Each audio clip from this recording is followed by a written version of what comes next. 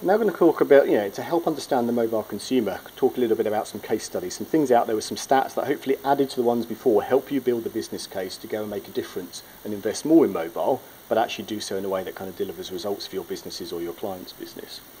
There's a lot of case studies out there. There's a lot without some stats associated with them, and there's some amazing case studies kind of behind the scenes where the stats haven't been released for kind of competitive reasons. So I'm just going to try and show you some of the more interesting ones here.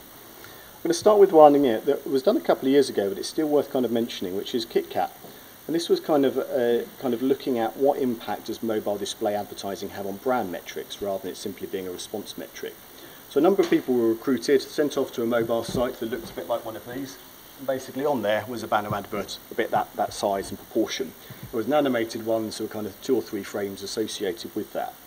They were then surveyed afterwards to kind of ask their opinion on things. And as you can see, actually that relatively small ad, partly because it's an uncluttered media and so close to my face and it's got my attention, actually is driving brand metrics very highly. 36% increase in spontaneous awareness and 267 in spontaneous first mention. They're pretty amazing in terms of kind of making a difference about what people are doing. Just to be clear, this was just amongst the exposed people who were surveyed. This isn't kind of broadly across the population.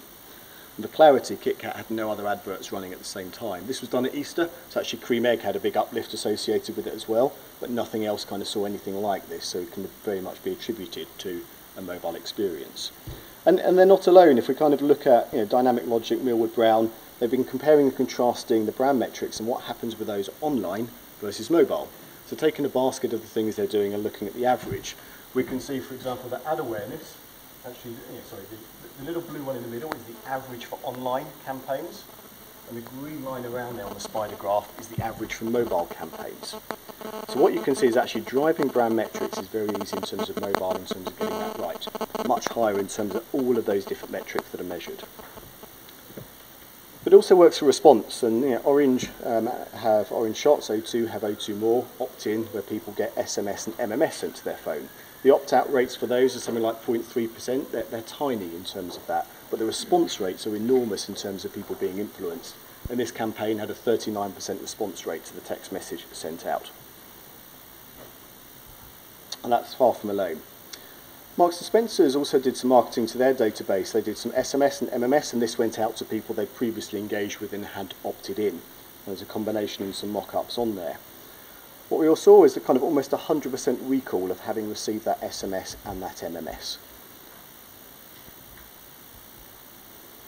There was also an advert sent out to those operator databases at O2 and Orange that I mentioned, both MMS and SMS, and kind of compared against a control group. In terms of looking at this, it drove awareness. There's increased kind of, a third, for example, on the MMS sale over the SMS sale, etc. So there's an increase in terms of this. But one of the things that was quite astounding is the huge recall of the MMS, so the picture message. Putting something relevant in front of someone is almost a 10-fold increase in kind of people remembering that having received that. Actually, you don't need to go for all these fancy new technologies that only a few people can do. Some of the older ones work extraordinarily well in terms of kind of driving awareness or driving action. Mobile credit, I mentioned this last year when I spoke, and kind of Coca-Cola have run it again in 2010. I see some of you smiling. Do you remember it, or do you work for BD? So for those of you who don't know this, basically you could buy a pack of Fanta, you take off the ring pull, and there's a code underneath that you can redeem. It then gives you 50p credit back onto your mobile phone. And that's particularly important for the demographic that Coke are looking to sell these to, so youth who are always running out of money on their mobile phones. In effect, it's a bit like a buy one, get one free. But it's also bypassing the EPOS system challenges that have come up again and again today with mobile coupons and everything, because basically the EPOS system becomes the phone to give that credit back, but also the opportunity to do some more engagement around there. And Coca-Cola in 2009 said it was their most successful sales promotion. That's pretty amazing for Coca-Cola to say that. And 2010's campaign was even more successful than 2009. There's not really any kind of stats out there at the moment on that. Now, Orange did some research and kind of understanding that in a broader sense. And actually, just under 3/4 of people said this would influence their purchase decision on a range of different brands. This isn't Coca-Cola research, this is kind of broadly across there. And 3/4 of people said they'd tell others about it. So it's got talkability around it as well. But what was very interesting, especially kind of with some work for UNICEF and some other bits, is that actually 6 in 10 people said they'd donate the money to someone else. Typically that was a younger relative, like a niece, nephew, son or daughter, or secondly to charity. So in some cases actually you can get that viral element associated with that. You could almost imagine multi-packs in supermarkets encouraging mums to donate the money to their kids' phones instead, which they're probably paying to top up anyway. So some of the advantages of mobile credit is it drives that relationship back to the brand and kind of bypasses some of the EPOS systems. So you could run outdoor and TV ads associated with this to kind of really drive some usage and understanding around it. In fact, Coca-Cola did that very same thing. Wouldn't kind of be able to not talk around this without talking about Orange Wednesdays very briefly. So for those of you not aware, text in a film on a Wednesday, you get 2 tickets for the price of 1 by just showing a code in a cinema. It started off very much as just alphanumeric codes. We had to put our own, Orange had to put their own redemption technology into the cinemas, but actually now it's been kind of rolled out and integrated into the EPOS system. It's actually shifted Wednesday from being the least popular day of the week to go to the cinema to the most popular after the weekend. That should give you a sense that actually mobile can time shift mass consumer behaviour.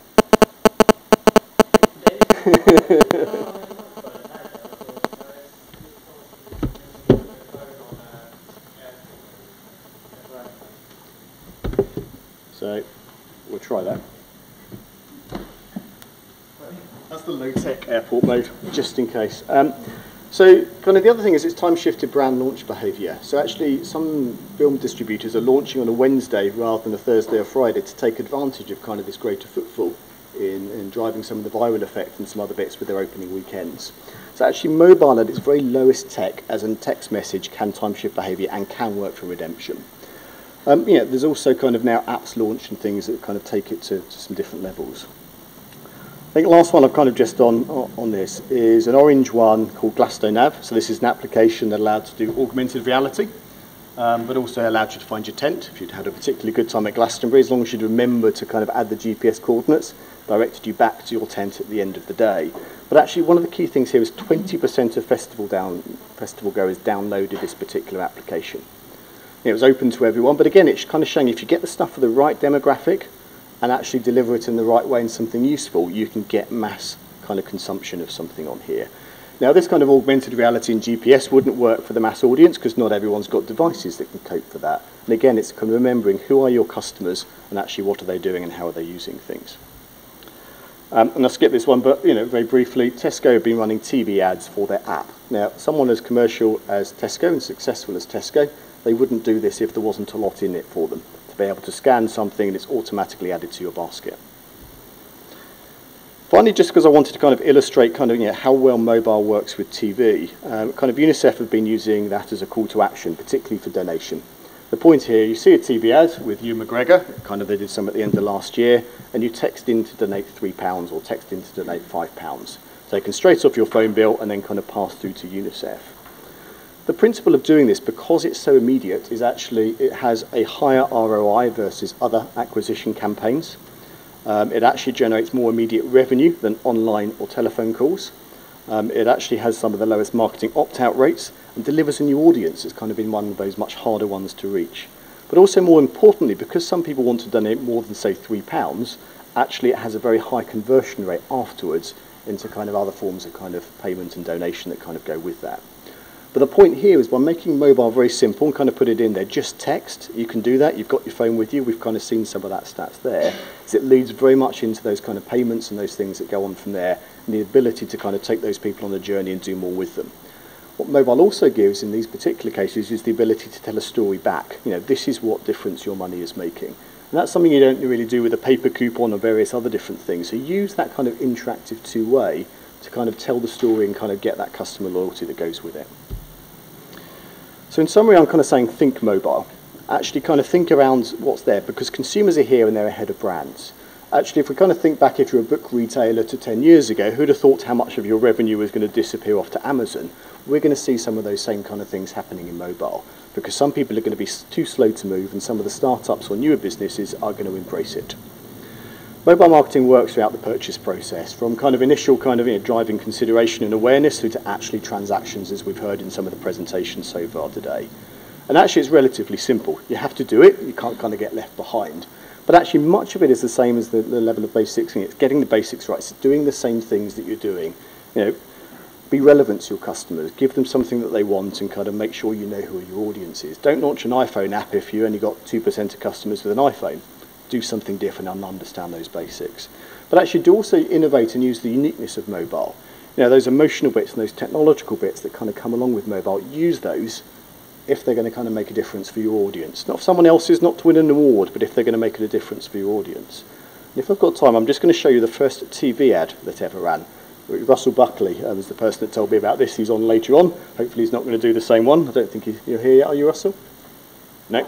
So this is the first TV ad that ever ran in the 1940s in America. And the reason I'm kind of showing you this is to illustrate how not to do things to a degree. So I'm going to try and reenact it, but without the American accent, because I can't do those. So when I click onto the slide, when I kind of make the next click, this will be the consumer experience as it was.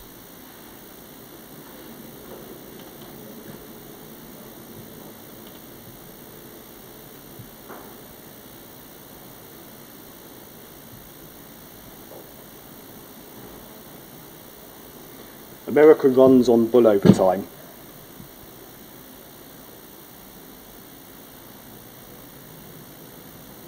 That was the first TV ad, or reenaction of that.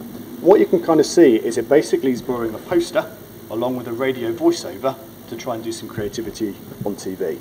If you think about the TV ads that you see today, things like the Nescafe ones, the series of things, all the other bits that kind of come with that, is actually when people begin using the differences of mobile and understanding consumer behaviour, they become much, much more effective.